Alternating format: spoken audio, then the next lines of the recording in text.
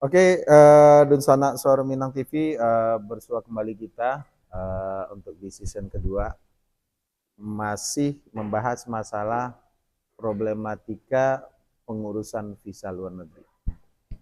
Mbak, kita masuk kepada soal penipuan. Hampir kebanyakan warga negara kita tertipu tentang visa kerja. Coba dijelaskan lebih detail agar ini tidak menjadi rancu bagi mereka.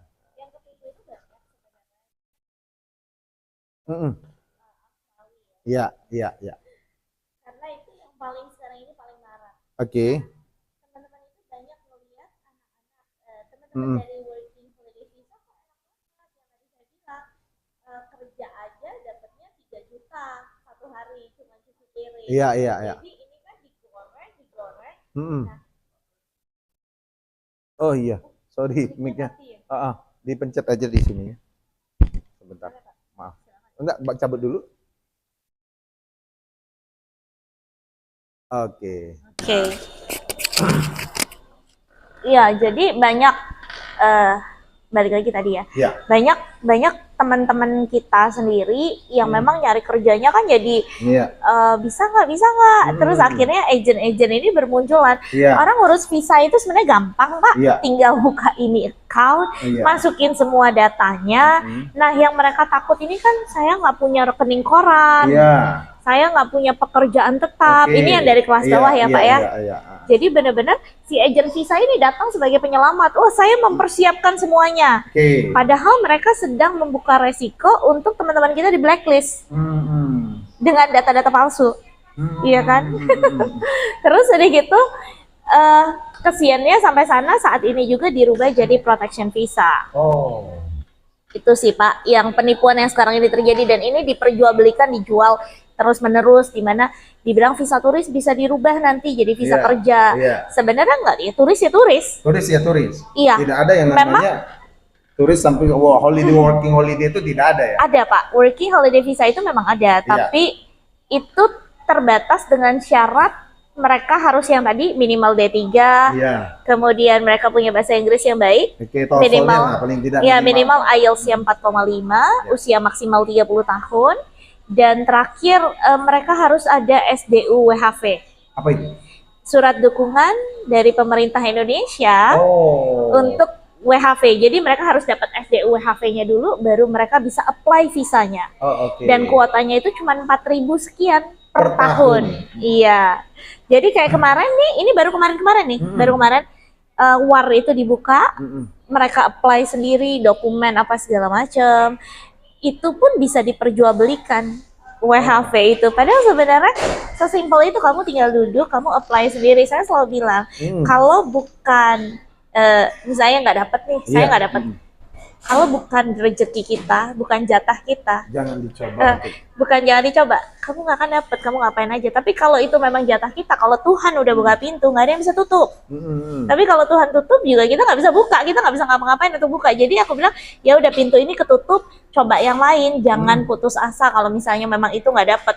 Tapi kalau sampai maksain, sampai bikin data-data palsu apa segala macam, saya paling teriak masalah itu, karena disitulah sebenarnya penipuan ini terjadi Pak. Orang yang nggak tahu itu bisa nyetor sampai 200 juta. Jual tanah, jual ini, jual ini segala macam ya. Ini kemarin ada 120 juta New Zealand kerja, sudah 8 bulan belum berangkat. Saya udah bilang itu udah positif penipuan. Ada yang 60 juta, bahkan kan saya banyak angkat tuh penipu di TikTok saya. Ini hati-hati ya sama akun ini, hati-hati sama akun ini, dan emang terbukti akun itu bisa jualan visa kerja 189 yang migration agent aja nggak berani jualan. Dia dengan santainya menjual. Photoshop Pak. 15 juta. Kasihan yang ditipu itu ibu-ibu ex Korea, ex Taiwan, yang kayak gitu yang ngumpulin duitnya pun setengah mati sebenarnya. Sebenarnya dari penjelasan Mbak Utami tadi, batas maksimal usia itu kan juga 35 tahun ya. 30 tahun untuk working holiday visa, tapi kalau untuk visa kerja sendiri tidak ada batasan usia. Tidak ada batasan. Yang hanya untuk working holiday visa. Working holiday visa ini kan lagi marak nih di Australia. Itu kan visa yang diizinkan oleh pemerintah untuk mengisi kekosongan shortages di bidang non formal mereka yang kerja di luar kayak gitu. Nah, itu diizinkan memang. Mereka ada, bahkan sekarang mereka invite India, Vietnam, China, negara-negara baru untuk working holiday visa di Australia. Di Australia. Bagaimana kita masuk ke yang tadi? Di atas 35 tahun. Itu pakai visa kerja. Visa kerja. Tingkatin skill ya. Jadi kita harus ke sana itu dengan skill. Oke. Yang pertama adalah kamu punya skillnya di Indonesia. Persiapkan dokumen kamu dengan baik, skillnya baik, bisa lamar secara mandiri, bisa disponsorin dengan biaya 0 rupiah, Bapak bisa jalan kerja ke sana. Sebenarnya visa kerja itu gratis, bisa gratis ya, bukan gratis, bisa gratis kalau kita meet requirements. Bahasa Inggrisnya minimal IELTS 5, kita punya pengalaman 3 tahun dan itu dapat dibuktikan, dan memang kita adalah orang yang dicari sama company. Company rela, karena untuk mendatangkan satu orang, dia tuh bayarnya nggak cuma 3.000 visanya aja, tapi dia juga mesti bayar Australia Fund Levy, mungkin bisa sampai 5-7.000 untuk ngongkosin satu orang. Tapi dia rela karena dia butuh. Karena kita. Dia butuh tenaga ya? Iya, dia butuh kita.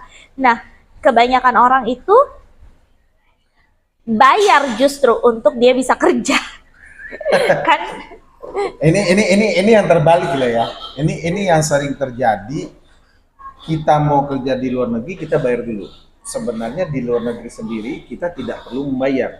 Yang jelas perusahaan yang menginginkan kita lah yang membayar ke pemerintah mereka. Iya, mereka bayar biaya visa. Iya. Ke pemerintah mereka sendiri. Ini jalurnya lamar mandiri ya Pak ya. Nanti teman-teman yang keterima lapor sendiri ke BP2MI. Bahwa ini saya kerja di sini, nih aturannya. Mereka kasihlah semua surat-suratnya. Jadi mereka terdata. Jadi, Mbak, jenis pekerjaan apa aja sih yang di Australia itu, walaupun atau yang di Kanada atau negara lain yang memang membutuhkan skill minimal, bersertifikasi, dan batas usianya sampai berapa? Kita balik ke yang tadi lagi ya, sedikit ya. Jadi yang pertama adalah tingkatkan skill kita di Indonesia, atau yang kedua itu kita cari skill di negara tujuan. Dengan cara satu, study atau internship kayak US itu punya visa training benar-benar internship, langsung ke sana bisa pakai J1 internship. Atau Middle East internship itu juga ada. Dan dua ini saya bisa bantu. Untuk J1 internship dan Middle East. Jadi antara kita yang atau study ya, antara kita yang punya skill atau kita nyari skill di negara tujuan. Itu sih cara keluar negeri. Terus yang kedua, batas usia tadi Pak. Tidak ada batasan usia untuk pekerjaan. Non formal. Semua pekerjaan untuk di luar negeri. Di luar negeri nggak pernah ada batas usia. Memang ada batasan-batasan visa seperti kayak 491, 190. Itu jenis visanya 189 ya. Biar masyarakat kita paham gitu loh. Jadi yang disebutkan angka tadi itu bukan biar masyarakat kita paham bahwa visa di luar negeri itu ada jenisnya, sama seperti kita A111, B212 dan segala macam. Betul. Jadi visa kerja subclass 189, 190, 491 itu adalah visa kerja yang kita mensponsori diri kita sendiri. Nah, itu memang ada batasannya, maksimal 45 tahun. Jadi kita punya skill, kita punya cukup uang, kita bisa mampu bekerja di negara tujuan dengan skill assessment yang mereka kasih, kita di welcome tuh datang. Kalau di Kanada namanya express entry. Nah, kalau Kanada nggak ada batasan usia, tapi di atas 35 tahun, poin usia kita turun, kita udah nggak bisa masuk di dalam poolnya mereka. Jadi itu kayak aplikasi kita masuk di dalam pool, nanti pemerintah cabut yang mana yang skornya paling tinggi. Itu nanti diundang. Nah, itu juga bayarnya nanti belakangan, bukan dibayar di depan. Bayarnya setelah ada ITA, Invitation to Apply. Dari perusahaan. Dari government. Dari government yang dituju ya. Ibaratnya kalau Australia ya mereka mengeluarkan itu invitation ininya. To apply baru kita bayar tuh. Barulah setelah itu keluar visa. Barulah kita keluar visa, bisa ngurus visa. Sebenarnya kan bisa mandiri. Bisa mandiri. Melalui online. Justru jauh lebih bagus, jauh lebih sehat. Kita tahu, yang penting kita tahu requirement-nya. Jadi gini, standar satu negara tuh biasanya di sini. Iya. Orang Indonesia tuh di sini. Bukan karena tidak mampu, tapi kurang pengetahuan. Kurang bahasa Inggrisnya, kurangnya dikit-dikit Pak. Iya. Kurang sertifikasi dan lain-lain. Kita yang mesti ngebus ke atas. Mengejar. Iya. Ketika kita udah sama kualifikasi sama mereka, internasional ini open. Tapi kalau misalnya kalian cari jalannya instan terus, teman-teman nyari jalannya instan terus, hanya akan ketemu penipu yang main di level bawah sini, penipu semua. Middle low ya. Iya, mereka yang saya nggak bisa bahasa Inggris tapi saya mau kerja ke luar negeri gimana? Saya nggak punya skill. Saya ibu rumah tangga, usia saya 39 tahun, saya bisa ngurus anak. Ngurus anak itu nggak bisa jadi acuan untuk pengalaman kerja. Iya, saya ngurus mama saya, nggak bisa jadi acuan untuk pengalaman kerja. Kamu harus digaji untuk itu. Mbak Utami, di Australia itu sebenarnya pelaku penipuan itu kebanyakan warga kita. Warga negara kita yang sudah berpengalaman bekerja dan tinggal di Australia dan menipu saudara-saudaranya. Dan yang tahu bahwa orang Indonesia itu lebih demen beli. Karena itu tadi ya. Iya. Mereka lebih suka yang instan, akhirnya itu yang membuat orang-orang kita sendiri yang sudah di sana menjual itu. Ada yang mereka pernah studi di sana, kemudian di sini jadi jualan visa, harganya 19 juta tuh. Visa turis dijual 19 juta, padahal visa turis itu cuma 190 Australian dollar. Sekitar 2 jutaan lah. Iya, 2 jutaan. Enggak lebih itu. Iya, terus udah gitu ketika diminta datanya, wah, employment letternya nggak mau dikasih. Cuma dikasih rekening bank palsu, buat apa? Sementara kan datanya orang ini kita mesti tahu dia taruhnya kerja di mana kemarin, berapa lama. Ini kan menyangkut data seseorang ke depannya nanti, waktu visanya ketolak. Iya. Ya. Terus udah gitu, ada yang kemarin yang rame itu yang orang-orang dari Jawa Barat, kalau nggak salah, didatangkan sebagai PSK, Pak. 50 orang ketangkep, dan itu orang Indonesia yang sudah jadi citizen di sana, di Sydney. Dan ini kasus pertama terbesar human trafficking. Jadi itu melibatkan orang-orangnya nggak punya pilihan, jadi dia dipaksa layanin tamu itu tanpa tahu berapa orang yang harus dilayanin. Mereka tinggal, tidak ada perjanjian. Iya, tidak ada perjanjian. Mbak, yang lagi booming nih, Kamboja. Pernah nggak dengar kasus? Sering, Kamboja, Filipina. Paling sering ya? Tapi Kamboja lebih banyak kasusnya ya, Kamboja, Myanmar. Orang-orang kita yang bekerja di sana terjebak dengan industri judi online. Scammer dan segala macam. Itu sebenarnya apa sih yang menyebabkan? Karena di Indonesia lapangan kerja susah kan? Untuk dapat gaji, gaji Kamboja itu cuma 6-7 juta, Pak. Hampir sama lah dengan sini sebenarnya sih.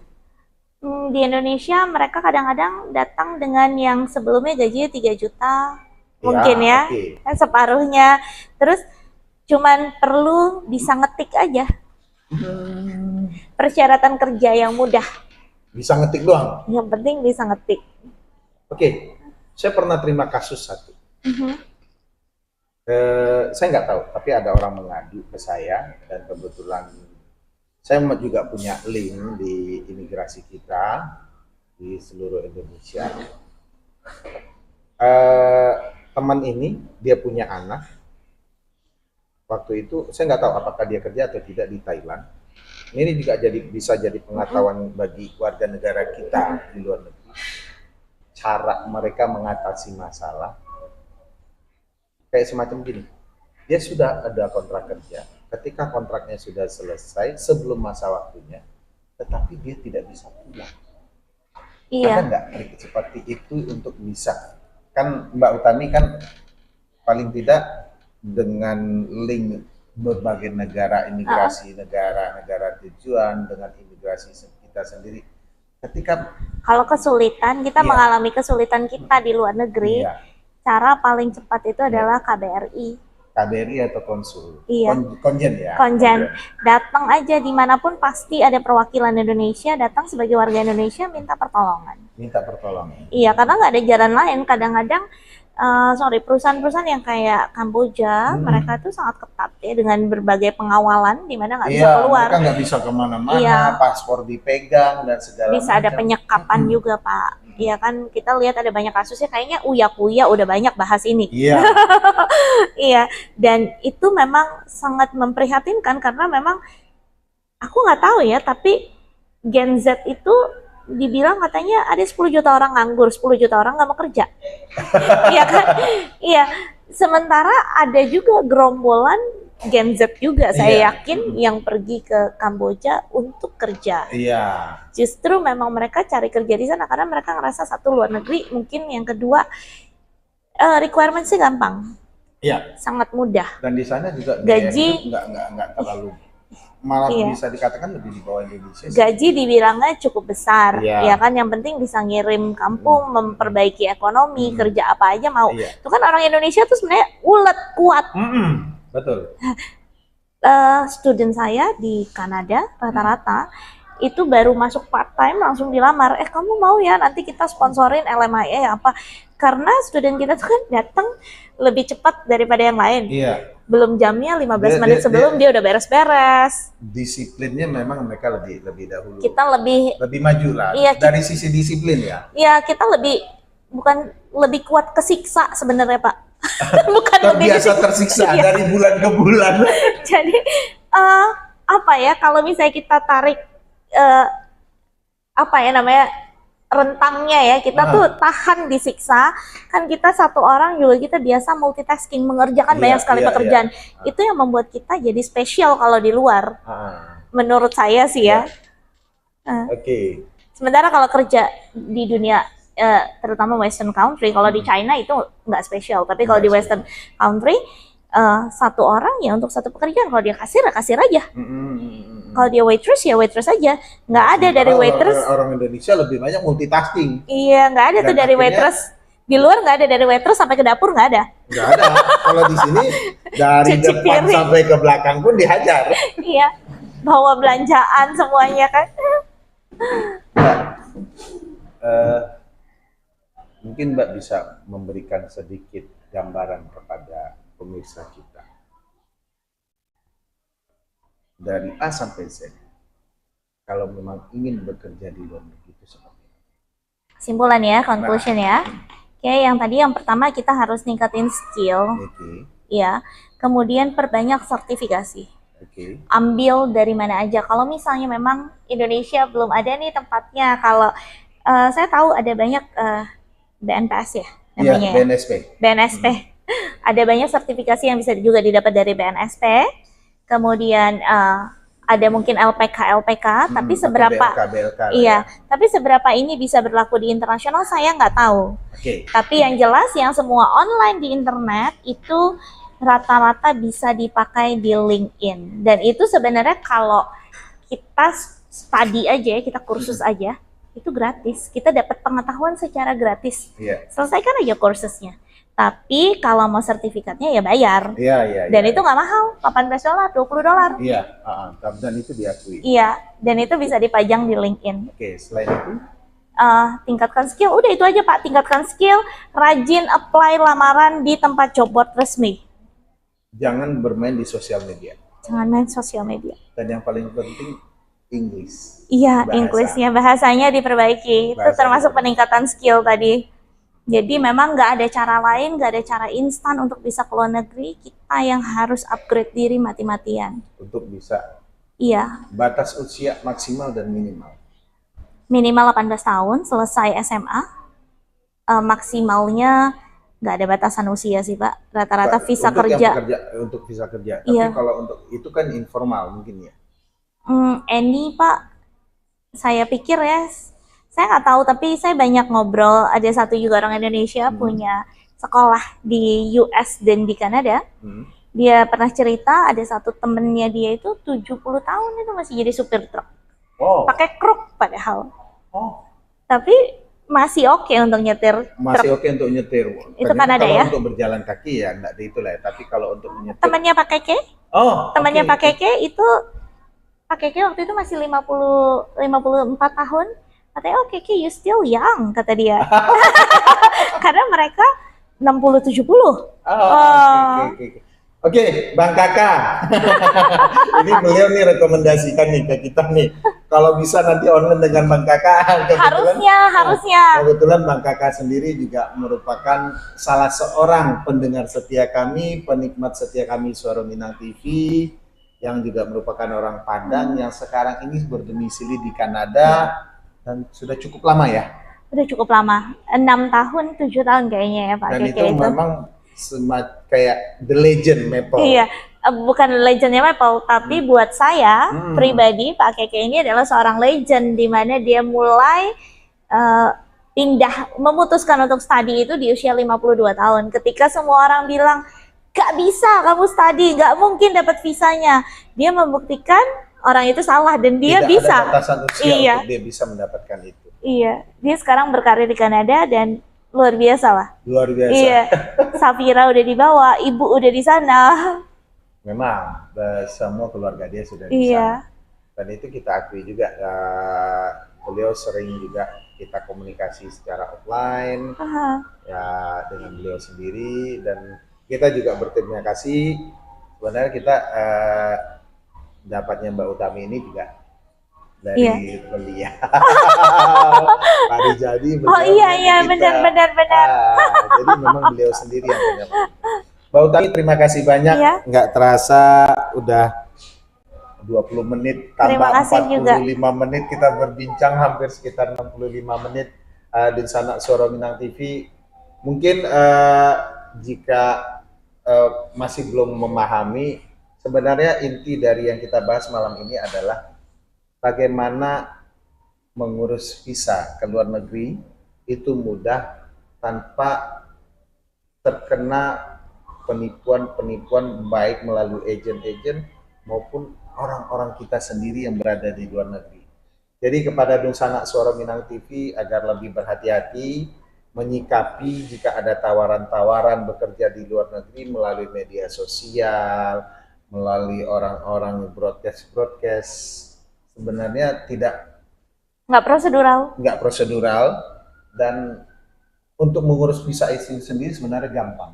Seperti yang sudah beliau sampaikan tadi, pertama, tingkatkan skill kita, baik apapun kemampuan yang kita miliki dan bahasa Inggris yang kita punya. Kedua, sertifikasi setiap keahlian yang kita miliki. Kita bisa belajar melalui sertifikasi di lembaga pendidikan keterampilan, Balai Latihan Kerja, maupun Badan Nasional Sertifikasi Profesi. Cuma itu kita belum tentu apakah sertifikasi yang mereka keluarkan diakui secara internasional atau tidak. Kalau BNSP bisa Pak jadi acuan, tapi kalau LPK saya kurang tahu. LPK, BLK kita masih belum tahu ya. Dan yang terakhir, yang paling penting, jangan mudah tertipu. Pelajari, pahami, selidiki dulu siapa, apa, dan mengapa dia tawarkan. Dan yang paling penting, visa itu tidak mahal. Ketika kita mengajukan mandiri, paling maksimal 5 juta rupiah ya. Maksimal. Mengajukan mandiri. Iya. Sebenarnya gini Pak, kalau untuk visa kerjanya sendiri, kalau employment sponsorship itu semuanya rata-rata gratis. Gratis. Dan itu ditanggung oleh si employer, sponsor. Bukan employer ya. Bukan, sponsor. Si sponsor. Jadi tapi kalau misalnya kita ngajuin visa secara mandiri benar-benar ya kita bayar visa fee itu bisa sampai puluhan juta. Iya. Tapi tergantung lagi kemampuan kita cocok nggak, cukup nggak, karena mereka yang bisa mensponsori diri sendiri ini pasti tinggi banget, pendidikannya bagus, S2, kemudian English-nya juga bagus, dan mereka punya uang yang cukup karena hartanya juga ditanya asetnya, kamu punya aset berapa untuk tinggal ke sini? Karena kan kita mensponsori diri sendiri, kita untuk pindah itu kita butuh sponsor. Nah, ada satu kasus kayak Tengku Firman dan Cindy itu kan di Kanada, dan dia bisa mendapatkan visa tersebut karena anaknya studi belajar. Dan dia berani mengajukan visa mandiri, akhirnya bisa bekerja karena ada juga anak yang studi di sana. Itu menjadi sebuah gambaran tidak mudah dan tidak sulit untuk kita bisa bekerja di luar negeri. Tetapi yang paling penting adalah tingkatkan skill kita, tingkatkan kemampuan kita, perbanyak sertifikasi-sertifikasi yang bisa kita peroleh secara online ataupun offline. dimanapun itu, dan yang paling penting adalah jangan percaya dengan program kerja di luar negeri melalui media sosial. Carilah jalur-jalur resmi sekali seperti Job Street, Indeed, atau Job ID, atau yang lain-lainnya. Demikian pemirsa Dusanak Suara Minang TV, bincang tokoh kita pada malam hari ini. Mudah-mudahan bermanfaat, dan jangan lupa selalu follow, subscribe fanpage Facebook Suara Minang TV dan channel YouTube Suara Minang TV. Komen dan share sebanyak-banyaknya kepada Dunsanak kita dimanapun berada. Demikian, wassalamualaikum warahmatullahi wabarakatuh. Suara Minang TV, suara orang awam. Kan ini dapat linknya dari Bang Kakak. Oh iya benar. Jadi Bang Kakak kan masalah ini kan kita